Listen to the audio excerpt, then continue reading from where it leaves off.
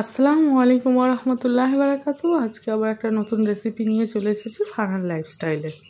একবার খেলে বারবার খেতে মন চাইবে, এমনই মজাদার আমার আজকের আলুর দম। তো এই আলুর দম তৈরি করতে আমি কী উপকরণ ব্যবহার করেছি সেটাই তোমাদের সাথে এখন শেয়ার করছি। তো প্রথমে আমি ভালো করে আলুগুলোকে কেটে পরিষ্কার করে ছিলে ধুয়ে নিয়েছিলাম। তারপরে একটা প্রেসার কুকারের মধ্যে আমি সব কটা আলু ধুয়ে তুলে নেব। নিয়ে এটাকে আমি সিদ্ধ করতে বসিয়ে দেব। এখানে কোনো মশলা ইউজ করব না। তারপরে একটা কড়াইতে আমি সর্ষের তেল নিয়ে নিয়েছি আর ফোড়নের জন্য নিয়ে নিচ্ছি একটু গোটা জিরে আর গরম মশলা, তেজপাতা। ফোড়নটা মোটামুটি দেওয়ার পর তারপর আমি একটু আদা বাটা, পেঁয়াজ বাটা, রসুন বাটা, কাঁচা লঙ্কা বাটা একসাথে বেটে রেখেছিলাম সেটা দিয়ে দিয়েছি। এটা ভাজা ভাজা মতন হয়ে গেলে তেল ছেড়ে দিলে তার মধ্যে দিয়ে দিচ্ছি নুন, কাশ্মীরি মির্চ মশলা আর দিয়ে দেবো একটু হলুদ গুঁড়ো, গরম মশলা গুঁড়ো। সব কটা দিয়ে আমি এবারে ভালো করে মশলাটাকে কষিয়ে নেব। তো দেখো আমার মশলা থেকে মোটামুটি তেল বেরিয়ে গিয়েছে। মশলাটা ভাজা ভাজা হয়ে যেতে তারপর আমি দিয়ে দেব সিদ্ধ করে রাখা আলুটা। মশলা থেকে তেল ছেড়ে গেলেই মনে করতে হবে আমার মশলাটা এবার রেডি হয়ে গেছে। মোটামুটি আমার আলুটা সিদ্ধ আছে বলে আর বেশিক্ষণ লাগবে না। তো সিদ্ধ করে রাখা আলুগুলো এবার এর মধ্যে দিয়ে দিচ্ছি। মশলার সাথে ভালোভাবে আমাকে আলুগুলোকে একটু কষিয়ে নিতে হবে।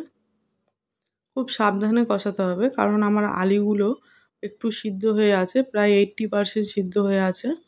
বেশি মানে নাড়তে গেলে হয়তো দেখা যাবে আলুগুলো ভেঙে যাবে। তো সব কটা মাংসের সাথে আমার আলুর সাথে আলুটা ছিল প্রায় 1.5 কেজির মতন, সেই জন্য একটু সময় লাগছিল, ধরে ধরে করতেও হচ্ছিল। এবার এর মধ্যে সামান্য একটু চিনি দিয়ে দেবো।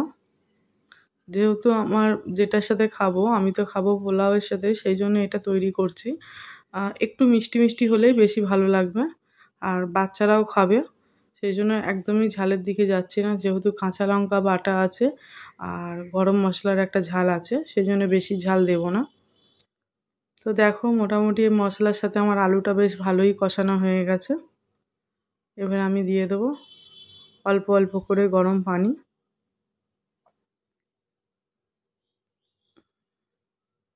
তো প্রথমে আমি 1 বাটি গরম পানি দিয়ে একটুখানি ধনেপাতা দিয়ে আলুটাকে সিদ্ধ করছিলাম।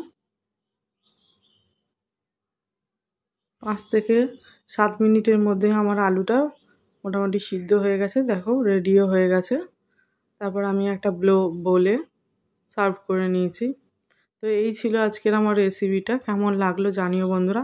আশা করি এই রকম রেসিপি তোমাদেরও ভালো লাগবে। বাড়িতে তৈরি করে দেখো, একদম চটজলদি যদি কোনো আলুর দম কেউ তৈরি করতে চায় এইভাবে করতে পারো। এই আলুর দমটা তোমরা লুচির সাথে, পরোটার সাথেও খেতে পারো।